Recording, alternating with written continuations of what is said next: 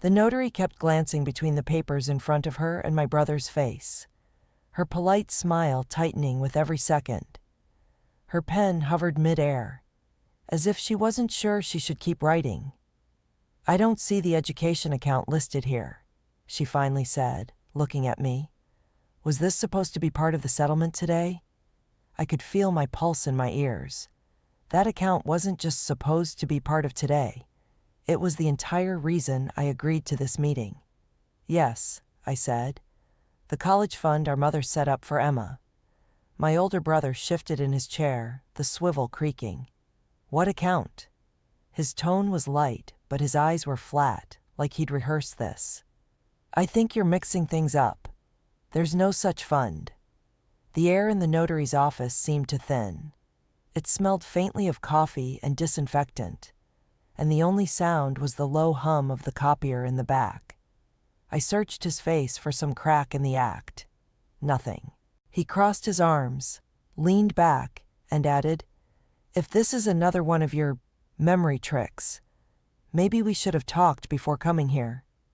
It was the calm dismissal that hit me harder than the words. He wasn't just denying it. He was trying to make me look unstable in front of a legal witness. I could almost hear my mother's voice, years ago, telling us, "No matter what, you two take care of each other." But she hadn't accounted for this. A brother looking me dead in the eye and pretending our shared reality never happened. The notary cleared her throat, awkwardly pushing the pile of documents aside. I gripped the edge of the table. "That fund exists," I said, my voice steadier than I felt. "If you think this was just a misunderstanding, wait until you hear how far he'd already gone before this day." Shall I write the next chapter? After leaving that appointment, I couldn't stop replaying his face when he said, "What account?" It wasn't confusion. It was precision. Like he'd spent weeks practicing exactly how to erase the fund from history. And the worst part? I knew he was capable of it, because I knew the history behind that money. 3 years ago, when Mom's health began to deteriorate, she'd made an appointment with her bank to open a dedicated education savings account for my daughter, Emma. It was an act of love you rarely see outside of parents. Her way of making sure, no matter what happened, Emma wouldn't carry student debt. She put both our names on it because, in her words, life can surprise you, and you might need backup. At the time, that trust made me proud. Today, it made me sick. When Mom's illness required someone to take over her finances, my brother stepped in, mostly because I was juggling work and Emma's endless schedule. I didn't fight him on it. I assumed, foolishly, that he would handle it with care. He had power of attorney over her accounts for medical bills, which meant temporary access to the education account, too. Temporary. That was the emphasized word. Walking home from the notary that day, I understood exactly why he was denying everything. Once we formalized Mom's estate, the account would have become fully mine to manage for Emma. But if it never existed, there was nothing to transfer. I sat at my kitchen table, staring at the untouched cup of tea I'd made, wondering how much damage could be done without my knowledge in the time since he took over. I also knew one thing. I couldn't just run to a lawyer blindly. I had to piece this together carefully, so I wouldn't walk into a trap. And as I thought back, I realized this erasure hadn't begun today. It started small, in ways that almost felt harmless. Shall I write the next chapter? It started with the withdrawal slips, little slips of white paper I found in the kitchen drawer when I was visiting Mom during her final months. $50 here, $75 there. I'd asked him about them back then, and he'd smiled without looking up from his phone. Just moving some money around for her prescriptions. It comes out of the education account now, so the main account doesn't overdraft. I'll pay it back. It felt wrong in my gut, but it was a tight time, and I let it go. Then there was the matter of the statements. Mom liked getting them mailed to her house. She'd place them in a neat stack on the hall table, next to the vase she kept fresh flowers in. Somewhere along the way, those envelopes stopped coming. I asked once, and he waved his hand. I switched everything to paperless, less clutter for her. I didn't think to ask what email the statements went to now. I assumed mine was still on file. From there, it became absurdly convenient for him. The address associated with the account changed. The bank's customer contact phone number? His cell. He even joked once at a barbecue that he should start a financial consulting business because handling everyone's money is exhausting. That day, I laughed, but something inside me felt the subtle shift. The way he joked about being in control, without ever saying the words directly. It's strange how a slow erosion of transparency can feel like nothing until suddenly it's everything. Each little adjustment had chipped away my access, turning me from co-owner to outsider without a single direct confrontation about it. At the time, I told myself not to be dramatic, that family doesn't rig each other out of accounts opened for their kids. Now, standing in my kitchen with the memory of his flat denial still fresh, I could see those small moves for what they were. A map of exactly how he got away with it.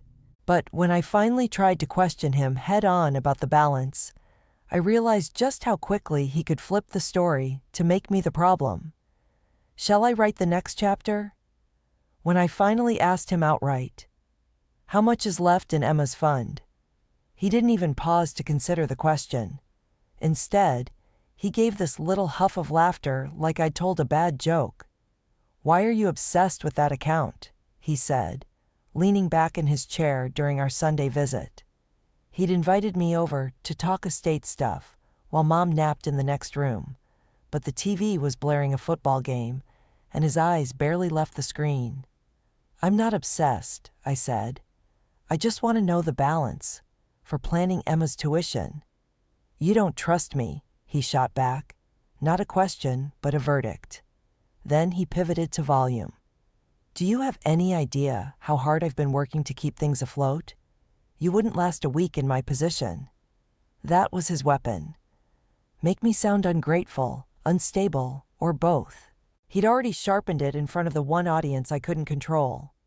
Our extended family. At his convenience, he'd drop our conflict into the group chat with our cousins, painting the picture that I was some hawk waiting to swoop on Mom's assets. My phone buzzed constantly that week. Messages like, "Is everything okay with you and your brother? He says there's tension about money." When I'd try to defend myself in those threads, he'd send back casual emojis or one-line replies. "LOL. You're reading too much into things," knowing full well it made me look like the oversensitive one.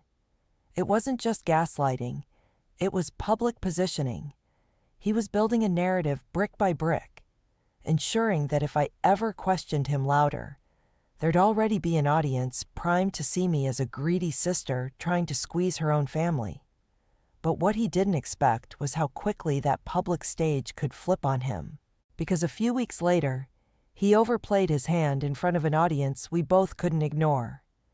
Shall I write the next chapter?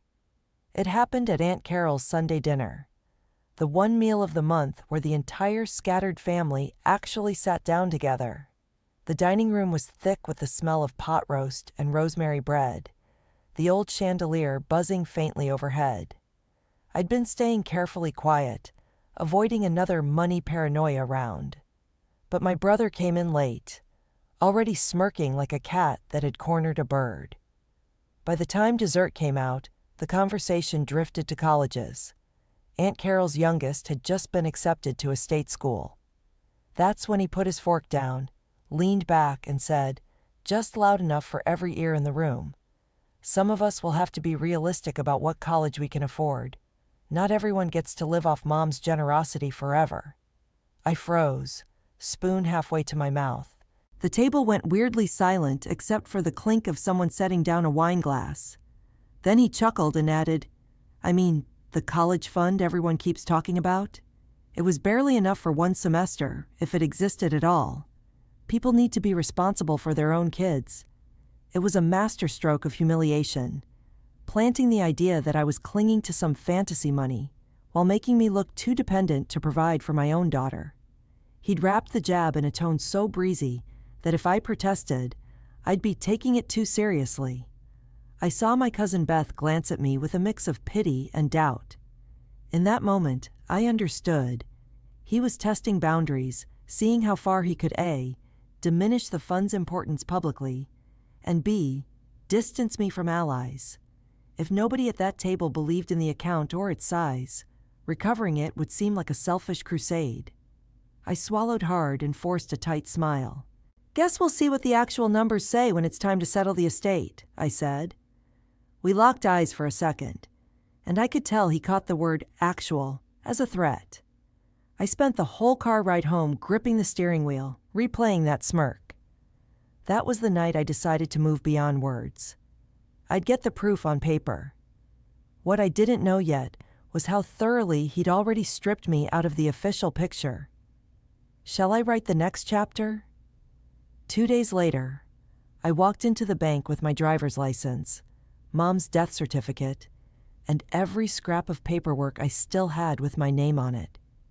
The lobby smelled faintly of hand sanitizer, the hum of printers swallowing the quiet. I rehearsed my line in my head. I'd request the latest statement for the education account, confirm the balance, and leave. Clean. Simple. The young clerk behind the desk typed my information into her screen, her face polite but unreadable. After a moment, she said, "I'm sorry. You're not listed on that account." My hands went cold. "I'm on the account," I said, pushing my ID toward her again. "It's my late mother's education fund for my daughter, Emma. My brother and I were co-signers." She blinked and gave me that customer service tilt of the head. "Only the primary custodian can access it. According to our records, that's your brother." My voice caught. "That's not possible. It was joint." She lowered her eyes to the monitor again, scrolling. The account type was changed last year. Access was consolidated to a single custodian for efficiency. He'd found a way to cut me out completely, without even telling me it was happening. I realized, in that moment, that all those paperless statement changes, address updates, and just for emergencies withdrawals had been laying the groundwork for this. A theft in slow motion. The clerk offered a brochure on dispute resolution through our corporate office. I took it, smiling weakly, but inside I was burning. He'd made sure no bank employee could give me information. And if my access was gone, so was my ability to prove anything. Unless I could work from outside his field of vision. Driving home, I thought of one thing I'd done months ago. An almost forgotten digital breadcrumb that might have kept my foot in the door.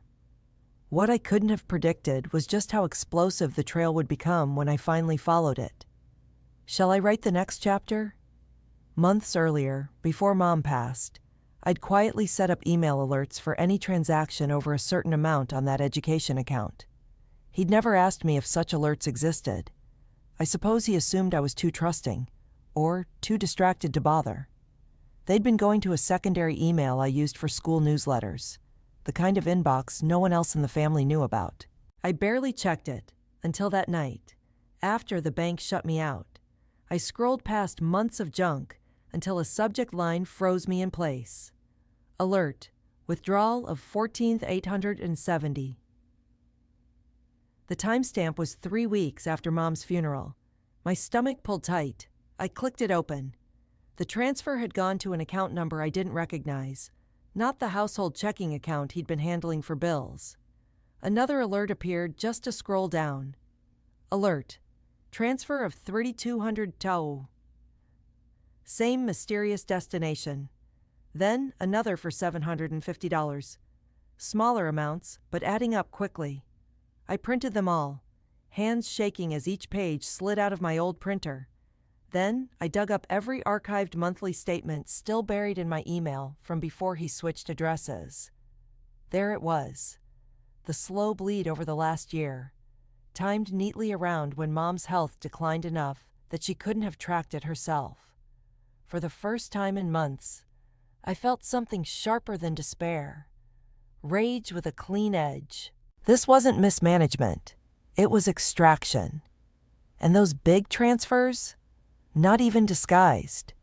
Whoever that mystery account belonged to, my money, my daughter's money, had been feeding it like an IV drip. The question was, how do you bring evidence like this to the table where you've already been painted as unstable and obsessed? I'd need witnesses. A setting where the truth couldn't just be brushed aside. And as I checked my calendar, I realized the perfect opportunity was only days away, and he'd be trapped there with me. Shall I write the next chapter? The perfect opportunity was the upcoming notary appointment to finalize the remaining estate paperwork, a meeting my brother couldn't skip without looking guilty, with both a legal professional and 2 of our aunts present as witnesses. If I was going to confront him, it had to be there, in that sterile office where every word would hang heavy in the air. For the next few days, I rehearsed what to say, but also what not to say. If I stormed in like an accuser, he'd default to the same play. You're misunderstanding. I needed to drop facts like anchors, undeniable, time-stamped, documented. I even bought a plain manila envelope to carry the printouts. I wanted him to see the evidence before he heard me read a single word. The morning of, my hands shook as I slid the pages in. The bank alerts, the archived statements, the highlighted amounts. In black marker, I scrawled the date of the biggest withdrawal on the front. March 14th, 14,870. I didn't plan to explain why I wrote it.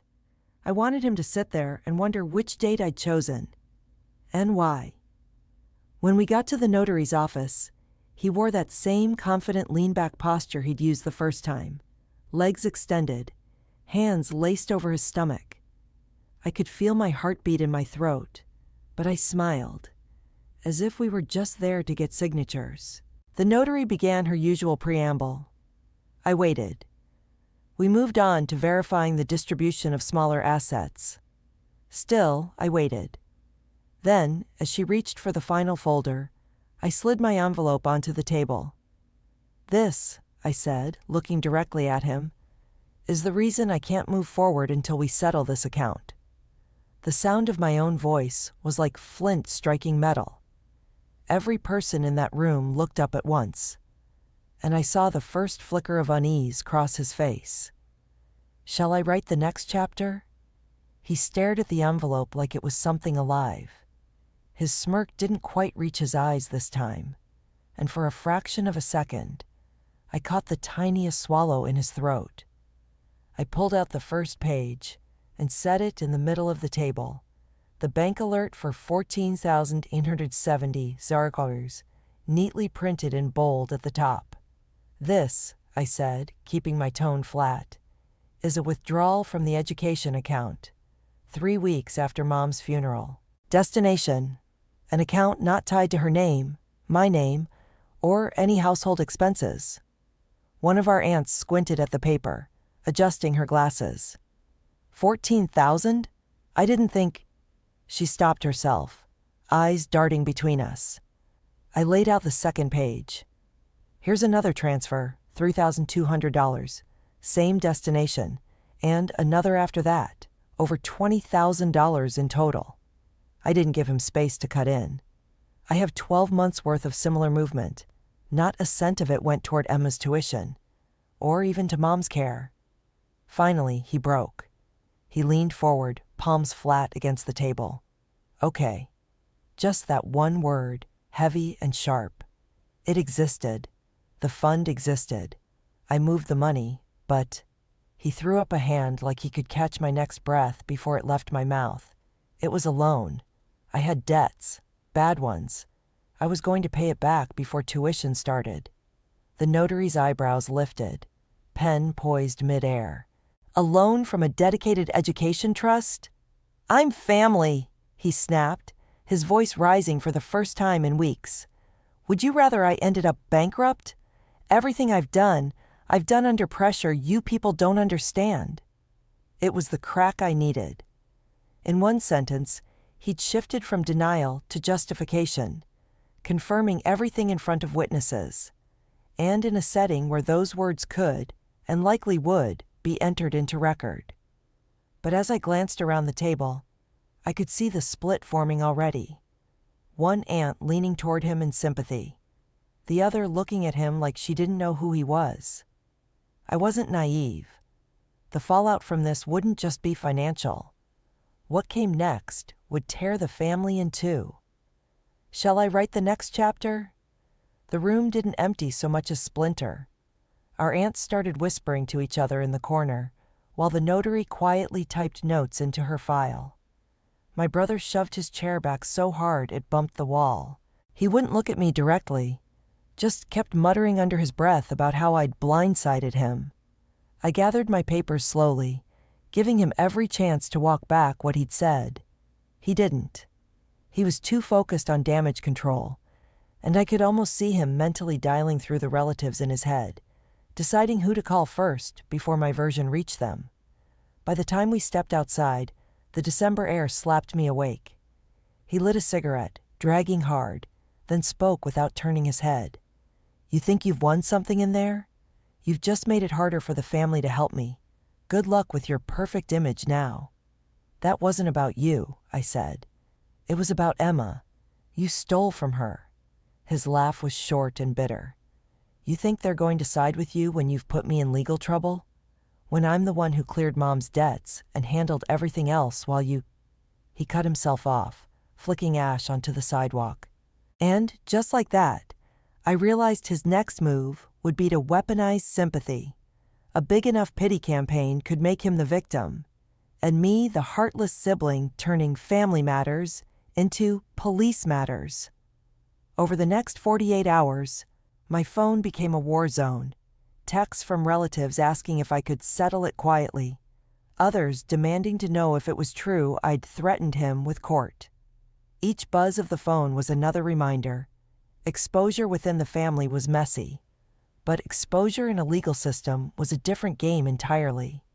It was also the only game he couldn't rewrite. And the notary's quiet note-taking had just opened that door. The question now was whether I had the stamina to walk through it, knowing it would scorch whatever was left of our relationship, and possibly half the family ties in the process. Shall I write the next chapter? 2 sleepless nights later, I found myself back at my kitchen table, the manila envelope emptied out in front of me. The printouts were now joined by a neat legal memo from the notary, summarizing exactly what had been said in her office, including my brother's admission that the fund existed and that he'd borrowed from it for personal debts. That memo was gold. It wasn't just my word against his anymore. It was point-blank corroboration from a neutral witness. I read it 3 times, my fingers tracing the black ink like it might vanish if I blinked too slow. I knew if I took this to an attorney, it would escalate. Subpoenas could follow. Bank records I couldn't access would suddenly be in the open. But so would the family bloodbath. Every phone call, every holiday, every passing moment where someone's eyes would ask, "Why couldn't you just let it go?" But I couldn't let it go, because it wasn't mine to forgive. That was Emma's future siphoned dry while I was busy making Mom's last months bearable. The decision landed with a weight I actually felt in my chest. I was going to take legal action. No more hints. No more group chat insinuations. No more pleading at family dinners.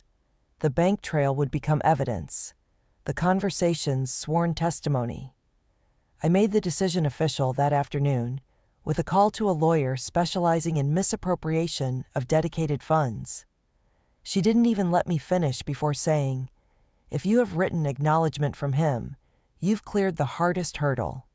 Now we trace the money." Something in me unlocked hearing her say that. For weeks I'd been twisting in the gaslight, wondering if maybe I was overreacting. Now there was a path forward, one with documents, rules, and consequences. The next step was the confrontation he couldn't talk his way out of. A demand for full accounting, backed by the law. Shall I write the next chapter?